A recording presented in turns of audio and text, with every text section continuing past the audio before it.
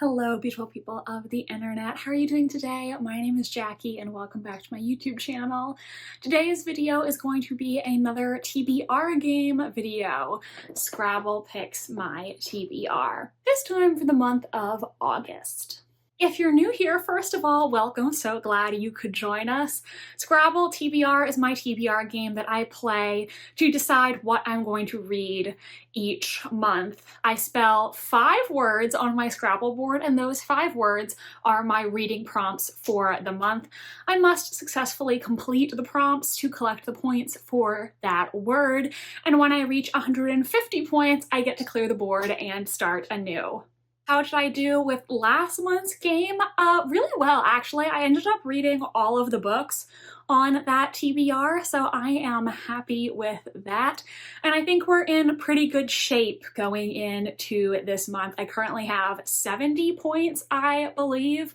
There are no specific books that I need to read this month, and I'm kind of not really sure what I'm in the mood for. You know, there are some months where going in, I'm like, okay, this is something that I really want to read. This is the genre that I'm in the mood for right now. But currently, I'm not really sure. I'm kind of in a weird mood. I think maybe I want some historical books, but I'm not really sure.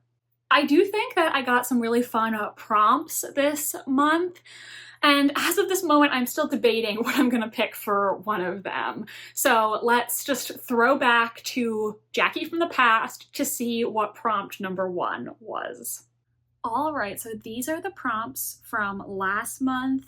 The letters left on my board were E, A, S, and I still have all of the special tiles. So we need to start by picking 4 letters. R,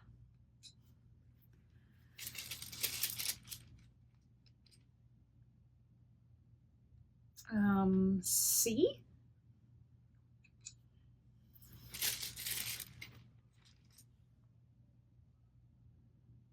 Y, don't do that, and lastly,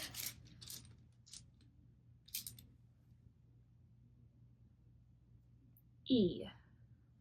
So I'm going to spell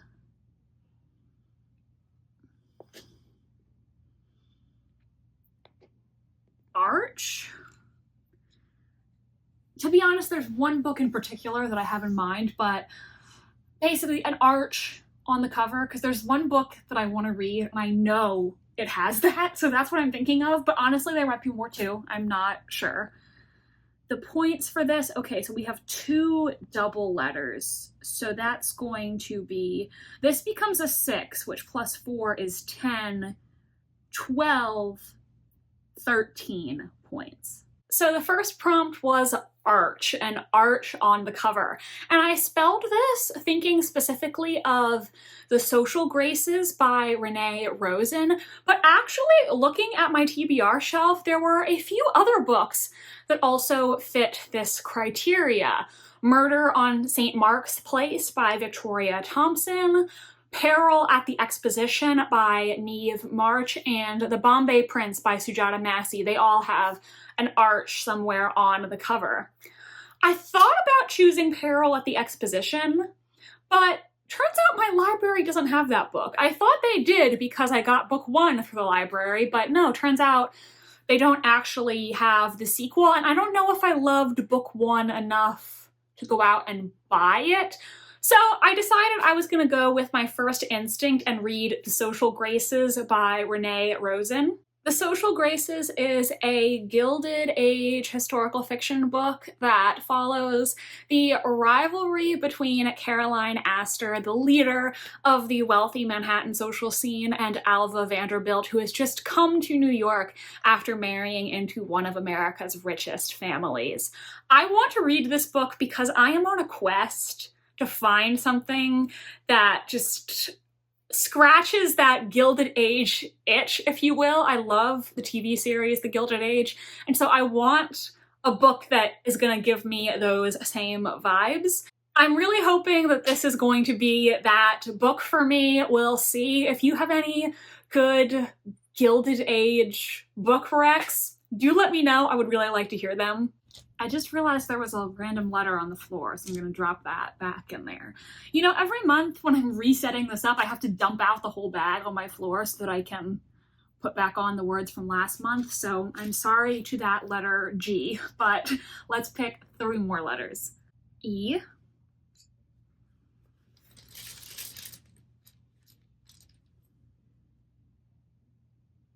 L,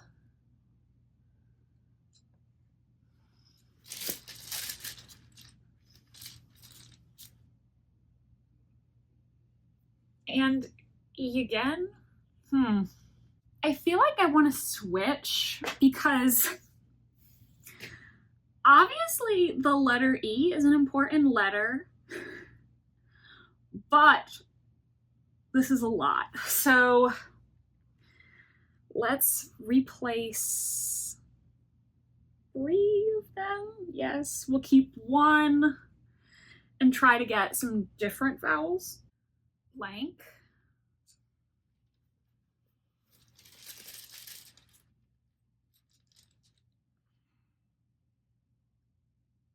O.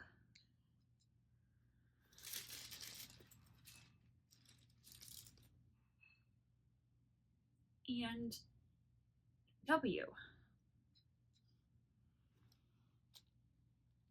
Toss those back.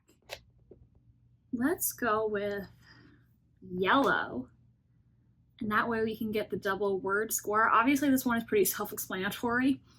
Something that has yellow on the cover. So, okay, let's count up the points. So we just have the double word. So 4, 5, 6, 7, 8, 9, 10, 11, 12 times 2 is 24. Awesome. Next, yellow, a book that has a yellow cover or yellow somewhere on the cover. Like I said, when I do these color prompts, I do try to pick something that features that color prominently. Like I don't want to pick a cover where it's like, oh, if you squint, there's a tiny bit of yellow here. And I did have a few choices, but I think what I'm going to read is Recursion by Blake Crouch. This has been on my TBR for quite some time, and it is a sort of sci-fi mystery thriller that follows a cop and a neuroscientist as they work together to investigate this devastating phenomenon known as false memory syndrome. When people are afflicted by it, they slowly go mad because they start to believe that they lived a life that they never lived. A few years ago, I read Dark Matter by Blake Crouch, which was a very hyped booktube book at the time, and I honestly really enjoyed it. It was not the sort of thing that I would usually read, but I thought it was really well done and interesting. So I've had this book on my TBR for probably 3-ish years, and now seems like a good time to pick it up for this prompt. R. I'm picking... Yes, 5. I'm picking 5.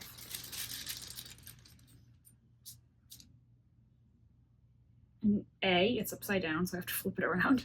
A.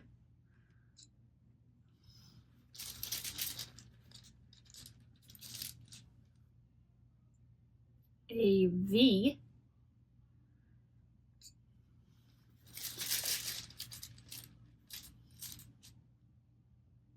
D.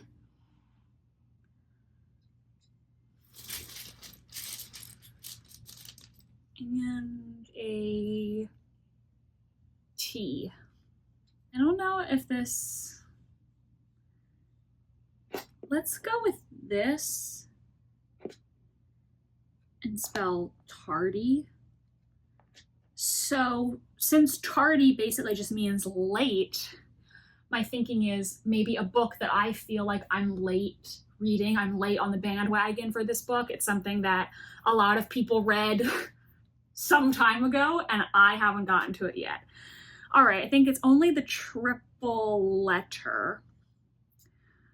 Okay, so the triple letter is on the A, so that's 4, 5, 6, 7, 8, 9, 10, 11. All right, 11. All right, now we've gotten to the prompt where I'm debating tardy, a book that I feel like I'm late reading.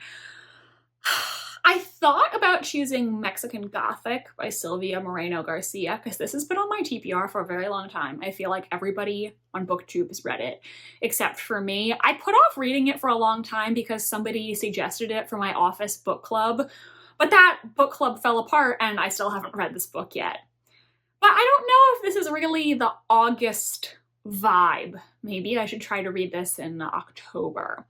So I think what I'm going to choose is Above the Bay of Angels by Rhys Bowen. I'm choosing this because Rhys Bowen is one of the most famous, most popular historical mystery authors, and I've never read a book by Rhys Bowen. I added this one to my TBR because it is a standalone, so less of a commitment compared to these really long series that she has written.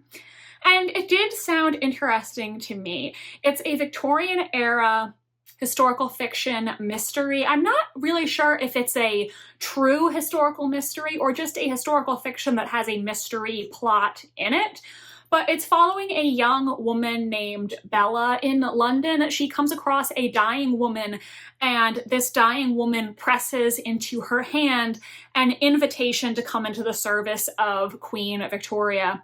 Bella ends up working as the Queen's cook or part of her kitchen and is invited to accompany the Queen to Nice, France for the season. But as Bella travels to France to serve the royal family, someone is blackmailing her, knowing her true identity, and this eventually leads to someone dying. This will be a good way for me to dip my toes in the water with Rhys Bowen, and since it is set in the south of France, I'm hoping it'll be a little more summery.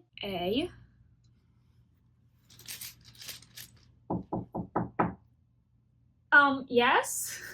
Sorry for that interruption. O?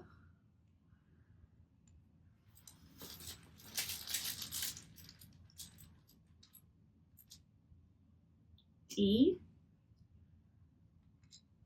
And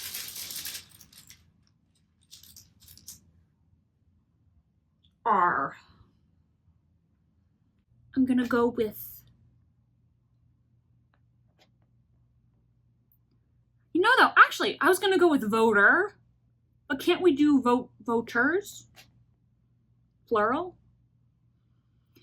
And this is basically just gonna be a poll. I'm gonna post a poll on the community tab and you all can go vote, be voters. All right, so this should be really good. First, we have the double letter score on the V, so that's 8, 9, 10,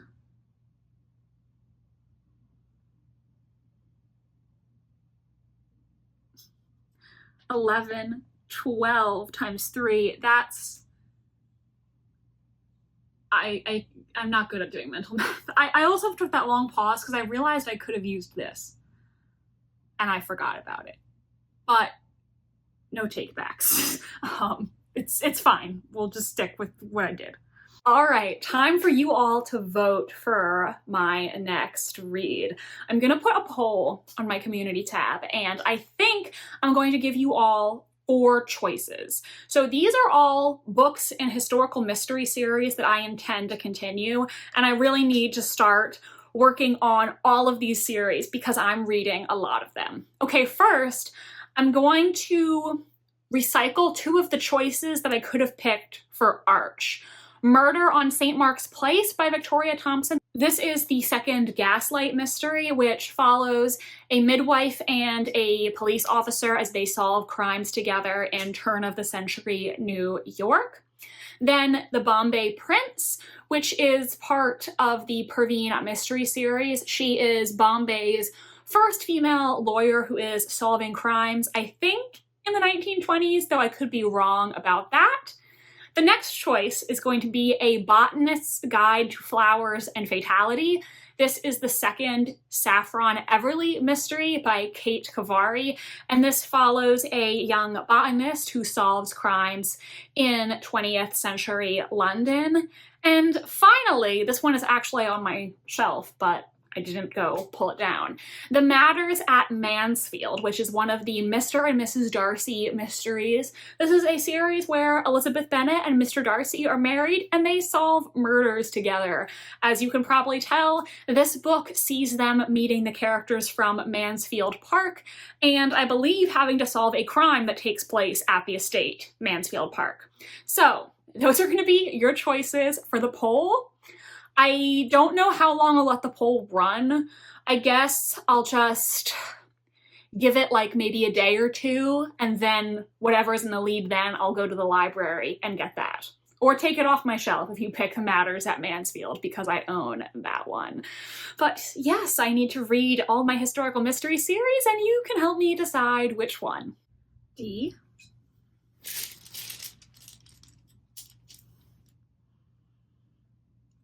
Oh shit, I dropped it. E. This is not going well. Okay, 3 more. U.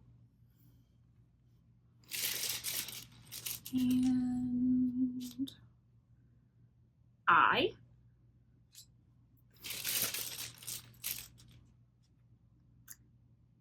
A.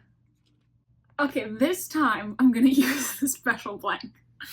I remembered that it exists this time.